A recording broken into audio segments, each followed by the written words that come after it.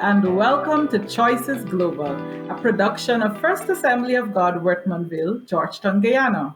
As we cultivate conversations pertinent to nation building, we have gathered a group of panelists, all Guyanese, to continue our two-part series on agriculture and Guyana's opportunity to become the breadbasket of the Caribbean.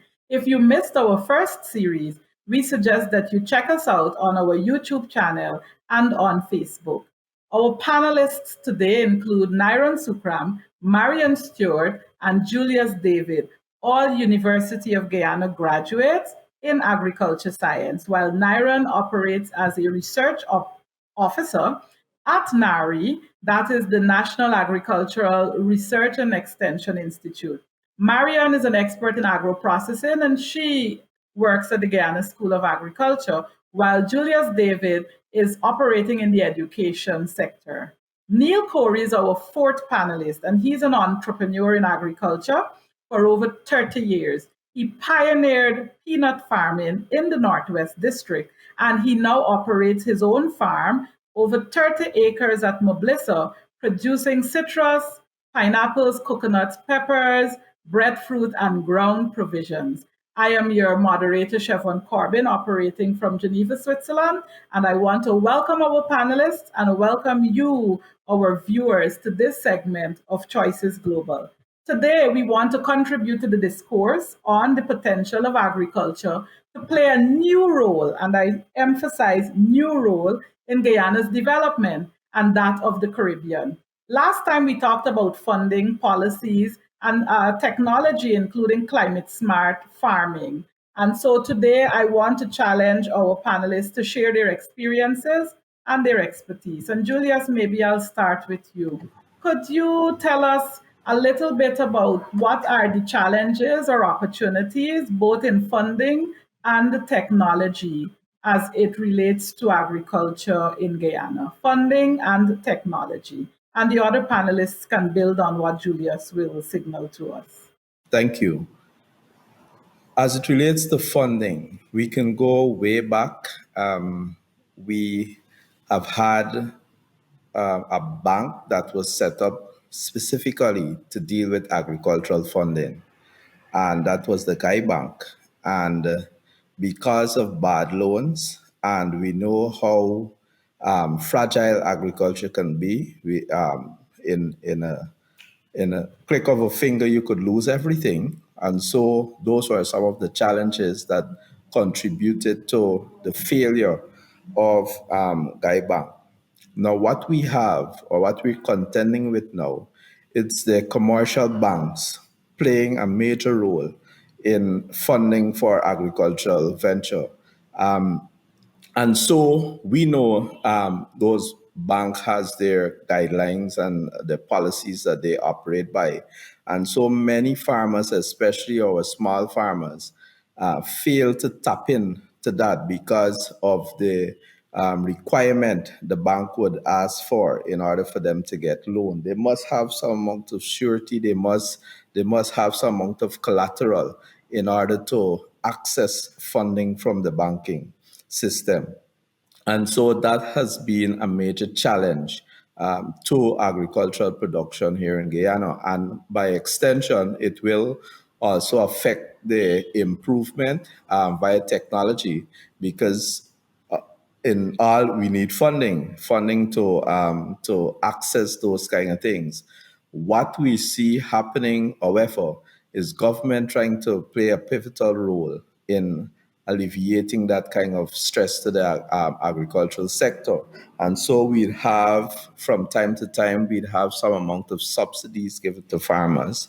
We'd also have some grants as well that are given. Take, for example, when there was the flood, I think it was last year, massive flooding throughout Guyana, we see the government stepping in and providing subsidies, providing even funding for those farmers to restart agricultural production. And so we are kind of in a bad spot as it relates to funding, because we're not getting, there's not a widespread of of avenues that farmers can turn to have funding. However, we also have IPED that play a major role in agricultural funding as well. But in terms of the size of loan that you can get is not that big enough. And so you while it is an option, it may be insufficient in terms of what is needed to push and to help agriculture move forward. Corey, who is very much in the who is very much on the ground, who is very much a part of what is happening, he can probably lend to this and to help us understand a little bit more how funding has been affecting him. Funding is a major situation for farmers who want to develop. There are a lot of farmers on the ground who has a lot of ability to do things. But when you go to get financial assistance, there's so much red lines or red tapes you have to meet with, and still they do not be able to assist you. What needs to be done is that persons, the lending institution, should have people more on the ground to come and see what is taking place rather than take people at what they're saying and what they're doing on paperwork. Some people are very good at paperwork and the actual thing is not there. Some of them never plan to see it, but they have ability to apply for loan and like at some time they used to be successful. But that is a major situation where farmers are concerned. I struggle a lot of it because I am a lone ranger and it's God's help that has been carrying me through because of my love for it. Farming is hard work and sacrifice. And unless you have a love for it, you will not be successful because there's so much of ups and downs that you'll be having. And if you don't have a love for it, you'll lose out on it. But it's important that we get some financial assistance, number one, to help us. But we need some more technical assistance because farming has gone to a different level now, a technological level where we're having things that can be done, but we are not prepared for it as a country. What needs to be done, as I think should be done, is that farming should be taught in schools. And persons, you will find persons who really like it, have the exposure, will be able to develop on it. We are having a problem now where we're having the farming age is about over 50. Most of the farmers are over 50. What is happening to the youth coming down? They're not prepared to go into the hard work. But perhaps if they know the technology, they might be able to go into it. I think that's one of the things that should be looked at. Farming must be taught in schools and be able to move on because this country has a lot of potentials to develop itself along agriculture, but we're not having the ability to do that. I think the point regarding finance, I think that point has been exhausted. I think, or stretched to some extent. I would like to just add, in addition to finance, being an agriculturist, the arts, the science of this particular field, one of the things I have observed is the research and development aspect, I think, has been lacking tremendously over the past decade or two. And for years, we've been boasting about Guyana being the breadbasket of the Caribbean. And the fact that we have huge amounts of land, and not only just land, but fertile land in which we can be agriculture to the world stage and represent Guyana on the grandest scale as well. One of the things we observe is it's coming to a time where your size doesn't necessarily matter because we're seeing more and more countries who are much smaller than Guyana. Just to get a quick example, countries like Netherlands or Dubai and or Qatar and these type of countries who have the resources and may not have the real estate or the territory to match up to Guyana. These countries was like 10 something. I was told that Netherlands about 5 times smaller than Guyana. And these countries have managed to ramp up its production with the use of various technologies and these sort of things. And this is only the result of governments really doubling down and investing in research and development, whether it might be through climate smart agriculture technologies or through the improvement of fertilizers or the improvement of different varieties, seed varieties, for example. And all these are the things that they managed to overcome the limitations such as land. So more and more the conversation around land or the size of land is becoming obsolete and is more about incorporating a modern agriculture for the future. Last point I would like to say is something as simple as infrastructure specifically around the whole topic around access road. I have been amazed. Something as simple as access road could could seriously contribute to the sector, not only getting back money, but more importantly, I would argue, is time. Persons who are within the logistics space or person may have land, yes, they have it, but the time in which you can access those land, I think, is one of the biggest challenges. The state of this road. I remember one friend telling me he was going to plant over 2,000 cherry trees, for example, and he got stuck on the trail. And he was telling me he was in there for like 6 hours. He couldn't move, and the best thing he decided to do was just show the plants out, leave it right there, and just kind of push the vehicle and come out. Like these are some of the challenges we've been facing, and something as simple as access road could seriously um, improve the sector and carry to a state that we want it to be. If I may Awesome. step in at Go this point, ahead. I'll step in. There's one of the problems that I am particularly having. Now, I take 2 hours from Georgetown to go to the head of the turning off point to go into my farm. And for 6 miles, you have to travel, and I take half hour to go in, 6 miles to get into my farm. But the thing of it is that because of a love for it, I'm having what I'm having there. And when people go back there, there's a mate that don't even want to leave at times when they go back there. But the minister, they have to do is make access roads all over this country. You know that if you have an access road, you don't have water, you got to drill a well. You don't have light, you got to carry a generator. But if anything you want to get in to bring out your stocks, how are we going to be able to do it if you don't have proper access road to go to do this type of thing? Access road is one of the major things to it. I've been fighting for a long while to get access road look after at Moblisa. The road is getting terrible, but we just have to wait in time and let time rules for it. So if we're framing the discussion around how Guyana develops its agricultural sector, and we look from a financing or funding lens, what I'm hearing is that we need to look at it from a twofold perspective. One is the funding the whole infrastructure, and this comes through policy, as Julius would have signaled in the first series, and then of course funding for the farmers. And the funding for the farmers, this is close to my heart because finance is my business, and I also operated in the rice industry. And if I recall that time, as one of the larger companies buying paddy and exporting the finished product, which is whether the parboiled or the white rice, I recall that whether small or medium scale farmers, sometimes they were hard pressed to find the credit or the investment to start the crop. And in some cases, even if they had done that, like Neil would do in his area, you find that of course you have the challenge now of waiting for the money if large customers want credit, because that is the other thing. If you're selling on the market, you go to board the market, you get your money right away as persons buy. But when you start to expand your quantities, you will find that in the export market, that buyers are also asking for credit if they're to give you the price you're really looking for. So I just want to raise that awareness that as we frame the discussion,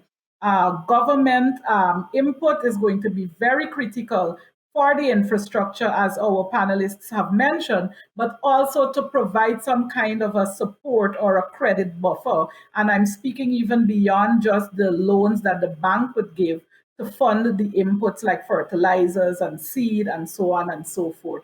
So I just want to put that out there. I also reflect on the value of the Swiss farming. Agriculture is not a big component of the Swiss GDP, but yet the Swiss government is very keen to subsidize their farming industry because they're seeing the bigger picture of food security. And I believe the pandemic has underscored it with the increasing prices of food on the supermarket shelves. And so subsidies from the government is not only helping an individual farmer, persons may think that you're benefiting, Corey is benefiting individually. But no, what they're doing is through Neil and many other small and medium scale farmers, we'd actually be promoting food security. And if I recall the Agri Expo that was held just a few months ago in Guyana, but for the Caribbean countries, that was one of their main points about reducing our imports as a community, as a CARICOM community, by at least 25% by the year 2025. But there's something, Nyron, you guys touched on, which was technology. And this is another area where, I've read an article from The Economist, and they were saying that in various guises, information technology is taking over agriculture. And if agriculture is to prosper, they should actually adopt the practices that the manufacturing industry would have adopted. And that means technology becomes an important part of that. And of course, they talked about the fact that a farmer must constantly juggle so many variables. You're talking about weather, you're talking about soil moisture, you're talking about nutrient content, you're talking about competition between your crops and the weeds, and a whole lot more for which I'm not an expert. What do you guys see as the opportunities in technology? Maybe where is Guyana now and where we should be going, and how that trickles down to the small and medium-sized farmers? Any one of you? Is one of them really, really passionate about regarding technologies, specifically in agriculture. When I was at the University of Guyana doing my thesis, to be honest, one of my topic or my major topic was on the status of shade house technology in Guyana. And I think this right here is the future for Guyana, at least for the medium, for the mid long short, I would say short term to medium term. I would say. And I think it's because of this whole issue of climate change, Japan. And this is climate change is not a Guyana issue, it's a global issue. So no matter what side of part of the world you're from, it's some challenge that we all face in the flash flooding we've been experiencing, the changing in our weather patterns, to be honest. The last when I was out doing some fine shoppings, I remember counting about 6 times experiencing sun, rain, rain, sun, sun, rain, rain, sun. So all this is really kind of putting a burden on the meteorologists, to be honest, trying to predict the weather pattern is becoming more and more difficult, and it's really putting a strain on the agriculture sector, to be honest. And one of the reasons, or one of the things export has been doing, is trying to incorporate or spread the adoption of the shade house technology, which is simply like the is a shade house, is a wooden structure, or could be used with steel, whichever type of material, with a UV plastic. And it's really about protecting the produce from the intense or harsh weather conditions, the increase in the temperatures, the heavy rainfall tremendously. It's even provided farmers the opportunity to grow in raised beds, to be honest, so they could become a bit more resilient to the flooding. I had a chance to work within that particular sphere at work, and we've managed to do some projects regarding vertical farming.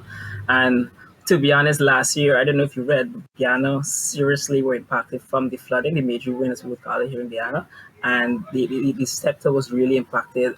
And one of the things I noticed is right beside the model that I was basically trying out, had my lovely leafy vegetables that I was growing within these vertical farming models.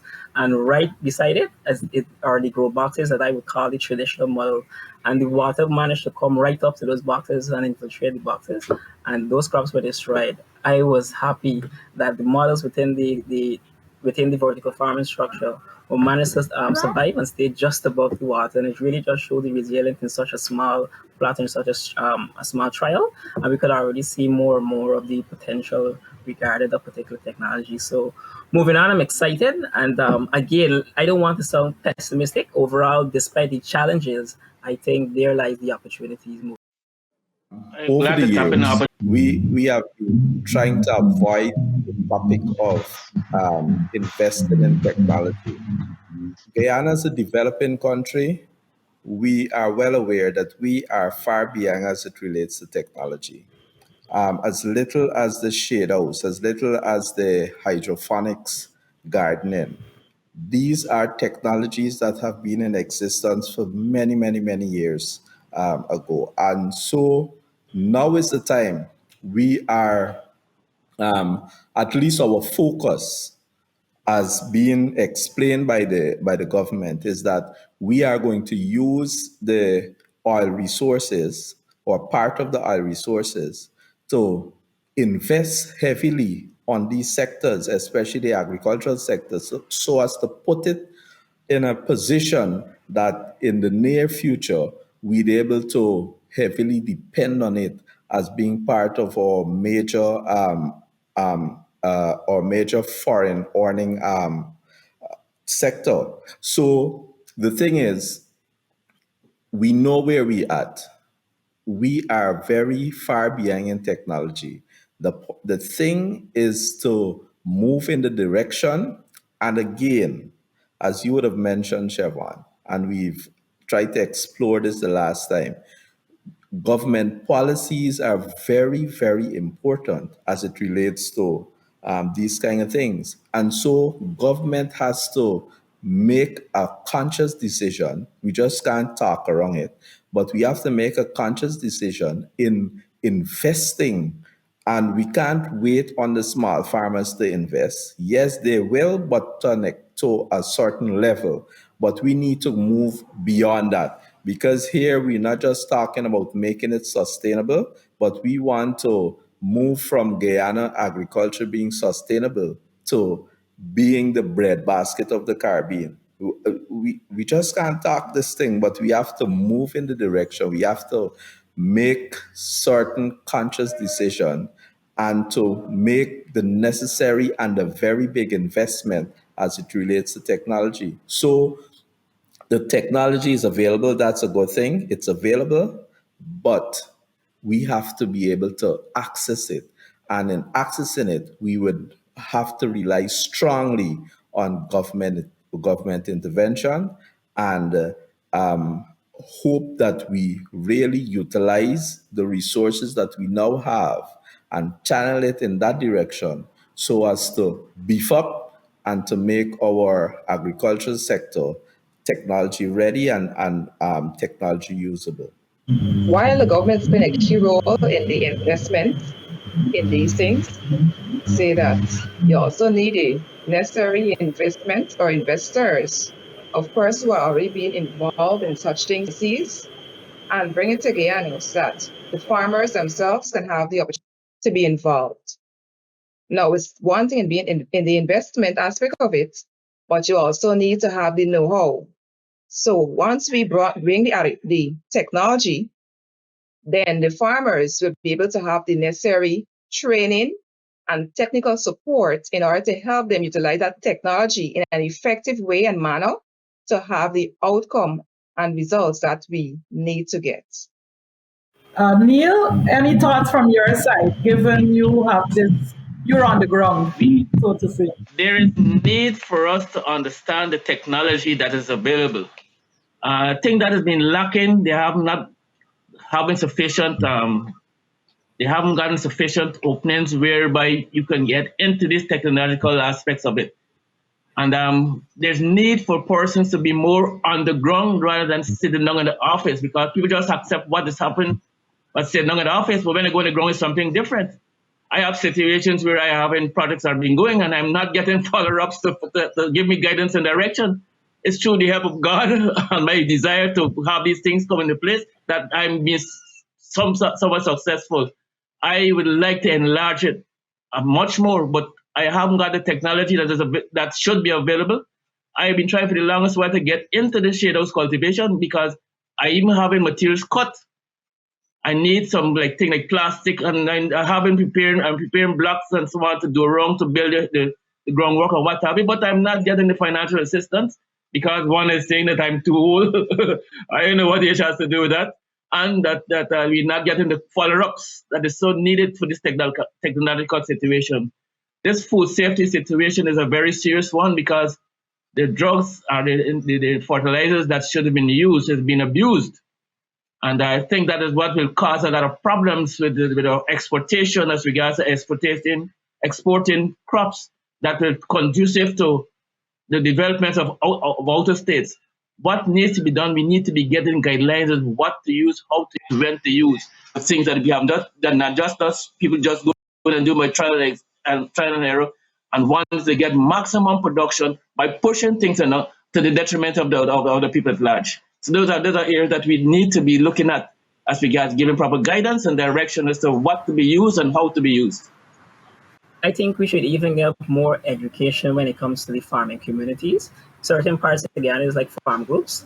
Definitely he would know about these sort of things. And one of the things I am very much concerned about is after we would have seen an improvement in our technologies, one of the biggest challenges when it comes to, specifically within the extension sector is the adoption of the technologies. After we would have developed the technologies, sometimes farmers are a bit reluctant to adopt these sort of technology. And this is one of the biggest challenges is how do we convince a man who's 60, 70-year-old and then who's been doing farming a particular way and trying to convince him of a better way. Sometimes that in of itself could be a barrier, I believe. But again, I'm actually optimistic because I'm seeing more and more farmers being willing and open up. I'm actually seeing more and more young people coming on board, which I think is a plus to the sector forward. Wow. I'm listening to our panelists, and one of the things that's coming out to my mind is the concept of change management. I was tempted to say, building on funding and technology, let's talk about education. But I believe it's more of a culture shift that is needed from all parts of the house. And let me say, build a bit on what I mean by that.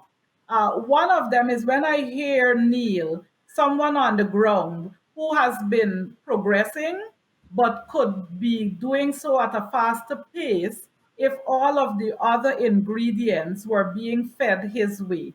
So, to my mind, we have an opportunity here. I like Nyron's word. We have an optimistic situation here where we can probe how do we shift the culture that we have? How do we empower farmers who have been farming in a traditional way but have an opportunity? How do we empower those farmers who are open to change? Like Neil is indicating, but he's not getting the input. So it's kind of like a push and pull system. So I want to pause it and I want to hear from Marion, from Julius, from all of you.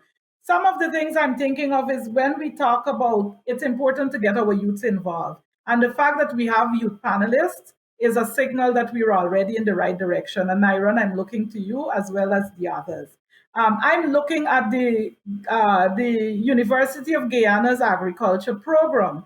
They should have an opportunity where you send interns out as part of your 4-year program, where you actually go out and you're working in a farm situation, and at the same time you're introducing some of these newer technologies, which I'm pretty sure are part of the curriculum. Now that may be done already, but Nyron and the others, you guys can speak to that. What I'm also seeing is in terms of the technology, the government, as Julius keeps saying, has a critical role to play in wooing or engaging with those external persons or entities who produce the new kinds of agricultural technology. And many times, companies, before they roll out products, they are testing them. So we need that cultural shift where we're open to receiving a product which is not yet fully tested, but we are part of that regime of testing. And with that, we are benefiting because we are beginning to hear what the wider world is doing with these kinds of technology. So this is why I'm suggesting it's more change management than just education. And maybe, Marion, could you say a little bit about the role Guyana School of Agriculture plays in connecting with the farmers and addressing soil management and productivity and all these other technical issues that present themselves? Well, Siobhan, the agriculture role they're playing in terms of training, they have many young people that they're actually engaged in training and also allowing to tour the country to see these different level of technology as being utilized in Guyana at some level. However, as it speaks to farmers and helping them with the style aspect and so on, that is where Nyron and NARI comes in. GSA doesn't do much in terms of with farmers directly. However, what we do with farmers really is in terms of training them in terms of the aspect of the value added after they would have produced their crops and wanting a way of having that extra dollar instead of utilizing it fresh. However, NARI is the entity that does the soil management, testing and giving advice and so on. So Nyron can more speak to that. To be honest, when it comes to the opportunities for youths, it's been a slow one, to be honest, Siobhan, but there has been progress. There has been progress. I can't say that I haven't, I would be lying. But to places like the Guyana School of Agriculture, Nahari, you can even go to the University of Guyana. The thing is, there's only so much that these facilities could do. Like, I think we have basically hit the ceiling with regards to how much we can do with regards wise. And I think we are at the stage where youth are actually pushing to really expand their expertise. So this is where the whole opportunities around scholarships, I think, come into play. Youths, to be honest, are fully excited. They're willing to come on board to go to other countries and see how is it that they do their farming and really kind of bring back home that knowledge and incorporate it into our farming system. So for sure, I would definitely love to see more of that being done. There are works being done, to be honest, but I'd like to see much more. To be honest, what I would say regarding the challenges that you talk about, the push and pull between the farmer and the public sector, to be honest, I think one way in which we could solve that is the private public partnership approach. And to quickly give an example of what I mean, one of the things that we would do from time to time is NARI would collaborate with farmers. So let's say we're trying to reduce the importation of onions in the country, for example. In fact, that was one of the commodities that the Minister of Agriculture has been pushing about or talking or quite clear about in his remarks during the budget period. And how we going to tackle this particular problem is we the researchers ensure that we get the varieties right and it's fitting with our climatic conditions, and then we're going to collaborate with the farmers. So it's like a form of incentive where farmers can say, "No, look, I'm interested in trying these things out," and I think a huge part is because the institution itself is fully committed to supplying the seeds for the onions, the chemical inputs, whether it be the fertilizers, the pesticides, all these are the agrochemicals, funding of supplying 100%, and is really on the farm to adopt the land aspect, because I think we can't like 100% or fully coddle of farmers. This is agriculture, it's not just a science, it's also a business. So it's important to pull some amount of flow, to be honest. And we give the farm particular aspect, which is the land preparation and the monitoring of the crop rotation. These are the things like that. And farmers are actually excited. We managed to train, I would say, close to 100 farmers over the last 6 months. And so they're really actually excited to come on board. We were just awaiting as we come out to the period, to be honest, so we can begin farming the particular commodity. So I think with the private partnership approach, I think is one way in which we could overcome this particular obstacle.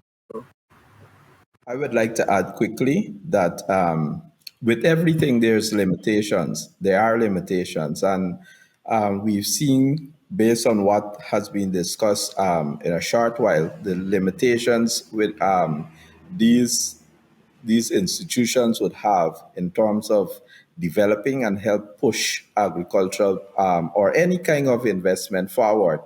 And so I totally in support with what Nairon is saying, that we need a more private, more collaboration with the farmers.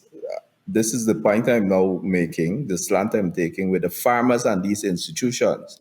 And so we need more investment. And it's like a hand wash hand kind of thing. And so if we have more investment, because there's so much that these institutions can do, and if the farmers want to see things happen, then if they invest more in these institutions, then the institution will build more capacity and be able to help in providing proper research. And note I said proper research because they have been doing many research over the years. Many students, before they graduate, they have to complete different research, but then there's not enough funding for them to actually push it after graduation, or the institution does nothing with it after then. And so we need more investment in these institutions so that we can build capacity to do proper research and to, in the long run, help the farmers to expand further. Well, I believe we're at time. It's amazing how 35 minutes will disappear on us. But to the panelists, I want to thank you for giving such insightful information and sharing such a varied perspective, from the education standpoint from the practical experience of Neil, and the opportunities that he is signaling to us are still untapped from his point of view. And so this is what this program is about. It's to bring this kind of information to our viewers, but also to our policymakers, so that together we can be a part of this Vision 2025, which is to reduce our food import by 25% by the year 2025. To our viewers, we thank you for watching. We thank you for having journeyed with us over several episodes in this, our first series of Choices Global. We'll be taking a break. Some of us are heading off to the south of France because this is Choices Global. So I'll probably drop you a photo, but we really want to thank all of our panelists over the several series. We want to thank all of our viewers who have been faithfully watching and commenting on Facebook and YouTube. And we ask you to join us again on the 4th of September. In the meantime, please keep in touch at faogw.org and our YouTube channel, Choices Global. When you join us again, we'll have some old and some new panelists, and definitely more discussions that will be the drive to nation building, which is our dream or our hope. Stay safe, and this is Choices Global.